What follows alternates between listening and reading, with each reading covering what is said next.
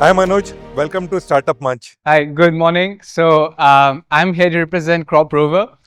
Uh, in short, our motto is to bring robotics to agriculture because that's where it's been missing the most in today's world. I'll start by showing you a little video and then maybe go on to explain what we do in the future. It's made by engineers, so please don't expect high production quality.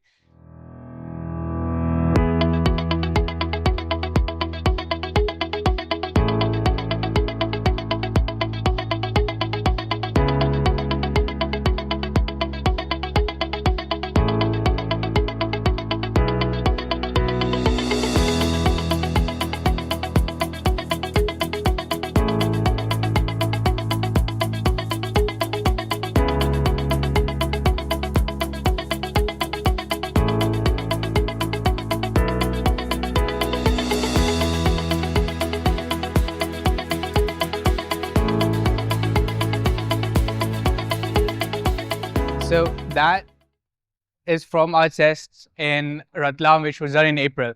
Our goal is to bring robotics for farmers where they're heavily reliant on the fluctuating labor supply, rather. The thing is, in orchards, since these trees are there for decades, almost a decade and a half, they have to be maintained accordingly to ensure optimum yield every year.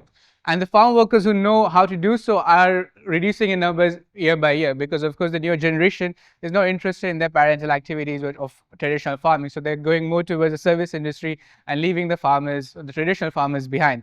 And so we plan to bridge that gap of labor demand and the labor supply, which is the primary reason that these farmers are so worried about food safety, or at least their role in the market in the coming future. It's not that they don't have land or they don't have the fruits to grow it, it's that they don't have inefficient hands to work on it to get the most out of their fields. To do so profitably, they will make some money out of it. They have to be profitable enough for them to continue using the same lands for the same crops in the going future. To do this, I'd just like to show you the next iteration of what you saw on the video. This is a render of the device that we're building. I will also show you the current version of it. I only have one image here, I think. So this is done at our facility in Indore. It's a small lab at a rooftop. And our goal here is to completely take over the operations of that orchard. So it's going to have robotic arms to work on harvesting and pruning. These activities are currently done by hand with these nimble hands that we have.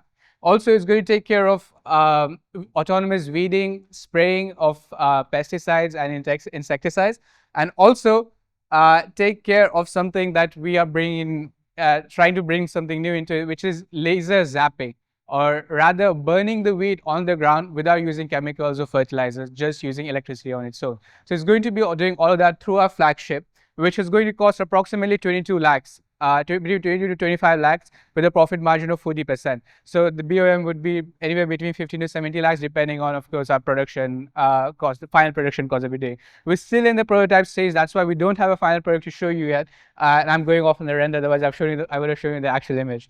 But this is the progress. We would have already installed an arm yesterday. I don't have an updated photo. How did you come for this idea? So one of our founders, there's a group of 5 founders. They had been in the AgriTech industry for the past 2 years, and we saw that there's a lot of innovation coming into the agriculture industry, but very few in the robotics front. Most of these are SaaS platforms, or these devices to control the supply of irrigation or fertilizers, and that's the extent to it.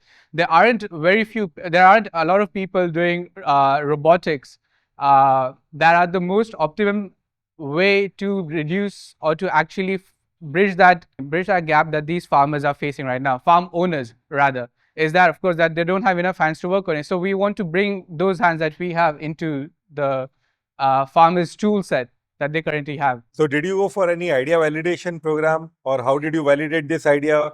So the video that you saw is in Ratlam. So these are the vineyards of this company called NDBI. So they're the ones who brought the wine industry into the central Indian region around 2 or 3 decades ago. And they are the ones to experiment with every new technology that comes around there in the central India region in vineyards, the first. They're the first one to do so. And so we partnered up with them. We shared an idea with them. It kind of evolved, and they have given us a free pass to test these things on them, as long as, of course, we're not harming their farms, which we aren't at the moment. So this was done in April. This is where one of the crucial activities called pruning takes place.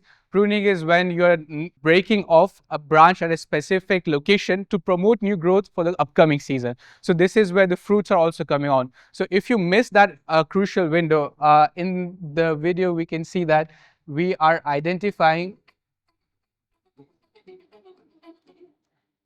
So we are identifying nodes. These nodes are where you get new growth out of. And so there's a particular length that you have to cut this branch at to promote new growth in the next season. If you miss those nodes, which is for grapes between 2 or 3 nodes, if you miss that, you're going to lose your harvest on that particular branch. So if you do this enough times with inaccurate actions, then you're going to lose a lot of supply at the end of the season, of course, right? So this has a direct impact on the farmers' tables, balance sheets at the end of the year. So this is why we, even with laborers at the moment, they just don't care enough to do so optimally. All they care about is getting the most work done in the hours they have, or the hours they're working. So actually doing what is needed every single time is missing, even with the farm workers that they do currently have as well. So this is an upgraded or like a next solution that we're trying to bring to the farmers. And do you have any IP applied for? Yeah, so we have applied for a patent on a community trained model. This model was again a brainchild of one of our founders. The goal of it is to tune the rover on the farm, basically by the farmers. So we'll have these specific these tags, basically labels that a farmer is going to wrap around his harvestable crops, or rather what he prefers to be harvested.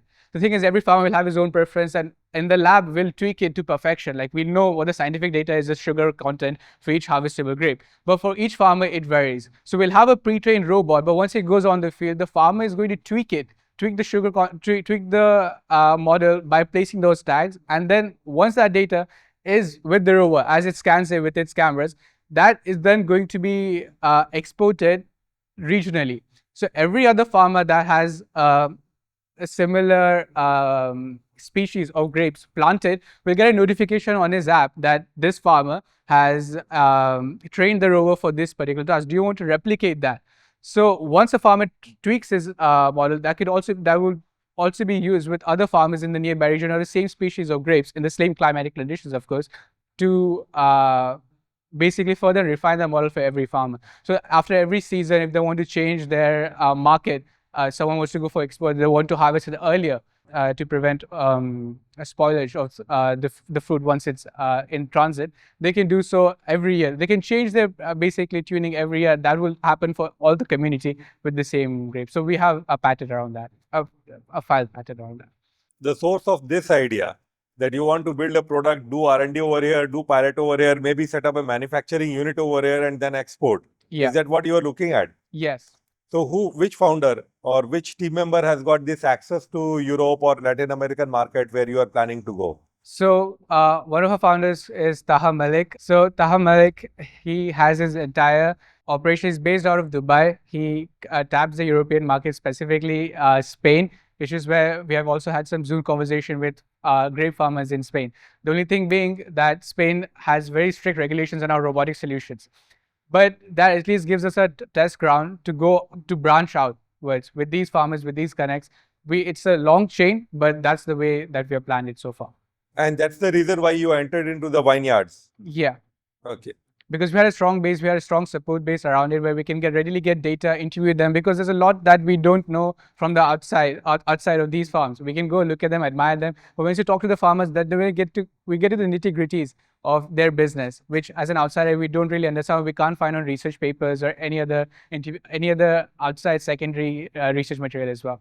Do you intend to set up a production unit over here? Yeah. Okay. So as I said, we are playing on not just the technology but the cost as well to reduce the reluctancy of these farmers to incorporate this new technology, because of course we're going to have approximately 10% of that market are going to be early adopters of a new technology. That's always the case in every new technology. So even if we have a large market, a small percentage are going to be the ones who we sell to in the first or second year. Once we see that happening in real world, once other farmers see that, that's where we're going to increase the market as well, right? So to do that, to get the most early adopters, we are going to set up a manufacturing unit here to bring the cost down as low as we can. You mentioned there are 5 co-founders, right? Yes. So briefly, who are these other team members? who is the one sort of doing the robotics part? Because it's a very critical part of your business. Yeah. So very briefly, if you could tell us about your rest of the of course, co-founders. I mentioned Taha Malik as well, right? So the two other technology co-founders we have are Priyan Shah and Dhruv Shah. So these are the ones who had the initial vision for CropRover, who had been into the agri-tech sector and got an exit from Satshio in Bangalore. And they're the ones who started bringing the group together to build this in front. And their core business, core competence and knowledge and experience has been in the technological and then now more recently the robotics sector. So those are the two drivers who are moving the technological front here. Mr. Priyan Shah couldn't be here. He came with me to Ahmedabad on Friday evening, but he had a family emergency yesterday morning, so they left in the morning. Otherwise, they would have been here for the pitch as well. How much investment have you raised? We have raised 79 plus 7, 86 lakhs so far. Can you tell me how's the equity divided amongst you guys? I have 15%. 1.5. Yeah. Okay. Mr. Taha 1.4, Rishi Bhaiya 3 point something. We have 10% reserved for the ESOP pool, and the rest is divided between Dhruv and Prem Bhaiya. Okay, so that would be a major chunk, right? Major Yeah. chunk. Okay, so that's almost like 30%. On top of that, out of this 10%, 6% have been given for debentures to NDBI and IT Roper, and the rest, 4.5% ish, is the actual ESOP pool. All the best. Great, thank you. Thank you. Thank you. All right. Yeah. Best.